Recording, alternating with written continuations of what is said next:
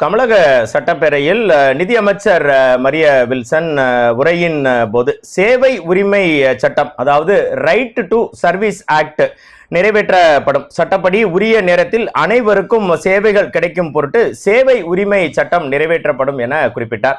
தகவல் அறியும் உரிமை சட்டம் எப்படி இருக்கிறதோ அதே போல சேவை உரிமை சட்டம் என்பது தமிழக வெற்றிக் கழக அரசின் முந்தைய கூட்டங்களில், அதாவது தேர்தல் வாக்குறுதிகளில் ஒன்றாக தெரிவிக்கப்பட்டிருந்தது. இந்த சட்டம் அமலுக்கு வரும் பட்சத்தில் பல்வேறு சேவைகள், தமிழக அரசின் சேவைகள் பொதுமக்களுக்கு நேரில் சென்றடைவதை உறுதி செய்யும். அதற்கு ஒரு காலக்கெடுவும் நிர்ணயிக்கப்படும் என்பதாக இந்த அறிவிப்பு வெளியாகி இருக்கிறது. இது குறித்து கூடுதல் விவரங்களை திருநெல்வேலியின் ஓய்வு பெற்ற ஆசிரியர் மற்றும் சமூக ஆர்வலரான பாப்பாக்குடி இரா செல்வமணியிடம் பேசுவோம். வணக்கம் சார். சட்டப்படி உரிய நேரத்தில் அனைவருக்கும் சேவைகள் கிடைக்கும் பொருட்டு சேவை உரிமை சட்டம் நிறைவேற்றப்படும்னு சட்டப்பேரவையில் தமிழக நிதி அமைச்சர் மரிய வில்சன் அறிவிச்சிருக்கிறாரு. எப்படி பாக்குறீங்க? இந்த சட்டம் நடைமுறைக்கு அமல்ல வரும்போது என்னவெல்லாம் நடக்கும் செல்வமணி சார்? வணக்கம். நீங்கள் சொல்கிற விஷயம் கொஞ்சம் ஆச்சரியமாக கூட இருக்குது. அதாவது ஒரு கட்சியினுடைய தேர்தல் அறிக்கையில் பலவிதமான விஷயங்களை குறிப்பிடுவாங்க. ஆனாலும் மக்கள் பரவலாக பேசக்கூடியது என்னன்னு பார்த்தீங்கன்னா, ரொம்ப ஹைலைட்டான சில விஷயங்களை மட்டும்தான் எதிர்பார்ப்பும் பேச்சுமா இருக்கும். ஆனால் இந்த ஒரு விஷயம், ரைட் டு சர்வீஸ் ஆக்ட் அப்படிங்கிற விஷயம் தாவேகாவுடைய தேர்தல் அறிக்கையில் இடம்பெற்றதும் ஆச்சரியம். அது நம்முடைய கடந்த பட்ஜெட்டில் வாசிக்கப்பட்டதும் ஆச்சரியம். என்ன அதை விட ஒரு பெரிய ஆச்சரியம் என்னென்னா, யாருக்குமே அது கண்ணுக்கு தெரியாத அளவில் ஒரு வரியோடு கடந்து போன ஒரு விஷயமா இருக்கிறது தான் கொஞ்சம், அதுவும் பெரிய ஆச்சரியமாக தான் இருக்குது. ஆனாலும் கூட நம்ம ரைட் டு இன்ஃபர்மேஷன் ஆக்ட் வந்தபோது நம்ம பெரிய அளவில் நாம் பேசணும். இதனால் நிறைய அரசாங்கங்களுடைய ரகசியங்கள் வெளியே வந்துடும், நிறைய தவறுகள் வெளியே வந்துடும், நிறைய உண்மைகள் வெளிவரும்னு பேசணும்.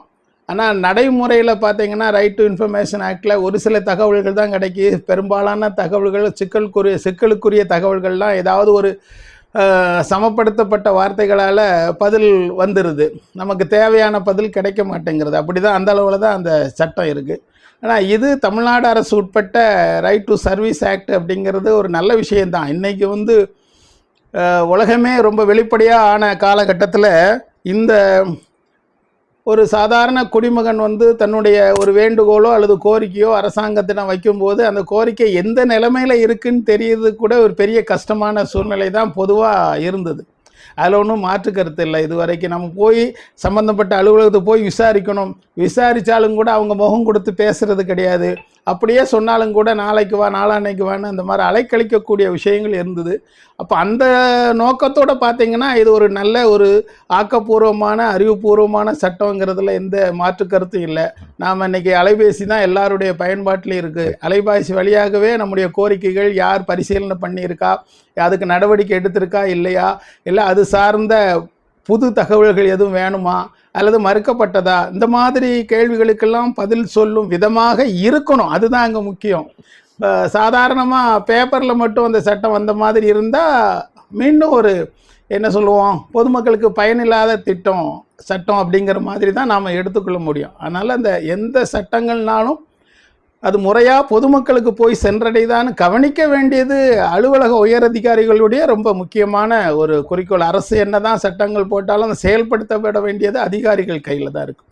ஸோ அப்போ அவங்க இதில் ஒரு அரசு நல்ல திட்டம் எதுவும் கொண்டு வந்தால் அது பொதுமக்களுக்கு பயன்படுத்த விதமாக இருந்தால் தீவிரமாக கவனித்து அதில் நல்லபடியாக அந்த திட்டத்தினுடைய உண்மையான நோக்கத்தை வெற்றி பெற வைக்க வேண்டியது அலுவலர்களுடைய கடமை. அந்த வகையில் இந்த சட்டம் நிச்சயம் இன்றைக்கு சூழ்நிலையில் கண்டிப்பாக வர வேண்டியதுதான். ஏன்னா எல்லாமே நீங்கள் எந்த பில்னாலும் செல்லில் தான் கட்ட சொல்கிறோம். எதுனாலும் நம்ம பண வரவு செலவே அலைபேசி மூலமாகவே நடந்துகிற காலகட்டத்தில் நம்முடைய ஒரு மனுவும் அரசாங்கம் எந்த அளவில் பரிசீலிக்கு முடிவு உண்டா இல்லையாங்கிறது ஒரு குறிப்பிட்ட கால வரையறுக்குள்ளே தெரிகிறது ரொம்ப வாழ்க்கையை ஒரு நிம்மதிப்படுத்தும் அப்படிங்கிறது தான் நம்ம சொல்லணும். அந்த வகையில் இந்த சட்டம் சிறப்பாக செயல்படுத்தப்பட்டால் கண்டிப்பாக பாராட்டப்பட வேண்டியது. நியாயமற்ற முறையில் ஒரு கோப்பு, ஒரு தனி மனிதர், ஒரு பொதுவான ஒரு காமன் மேன் அரசு அலுவலகங்களில் ஒரு சேவையை பெற முயற்சிக்கும் போது அவரிடமிருந்து லஞ்சம் பெறுவதற்காக பொதுவான குற்றச்சாட்டு இருக்கும். அதிகாரிகள் அந்த ஃபைலை டிலே பண்றாங்க அப்படின்னு ஒரு பொதுவான குற்றச்சாட்டு வைக்கப்படும். இந்த சட்டம் அமலுக்கு வந்ததுன்னா ஒரு டைம் ஃப்ரேம் ஃபிக்ஸ் பண்ணப்படும். 15 நாளுக்குள்ள இந்த சேவையை முடிக்கணும், 10 நாளுக்குள்ள முடிக்கணும். அப்போ லஞ்சம் அந்த இடத்துல முற்றிலும் தவிர்க்கப்படுங்கிற ஒரு எண்ண ஓட்டம், ஒரு அடிப்படை காரணம் இந்த சட்டத்துல இருக்குன்னு நினைக்கிறீங்களா சார்? லஞ்சம் தவிர்க்கப்படுவதற்கு ரெண்டு விதமான விஷயம் இருக்குது. பொதுமக்களும் அதில் ரொம்ப கவனமாக இருக்கணும். இவங்களுக்கு சாதகமான தகவல் பெறுவதற்காக முயற்சி செய்யும்போது தான் அந்த கையூட்டு லஞ்சம்ங்கிற விஷயமே வருது. ஒரு நேர்மையான அல்லது எந்தவித மறுக்கப்பட முடியாத ஒரு சான்றிதழோ எதுவும் அரசாங்கத்திட்ட நம்ம போகும்போது அதுக்கு லஞ்சம் கொடுக்க வேண்டிய அவசியம் இல்லாமல் தான் இருக்கும்.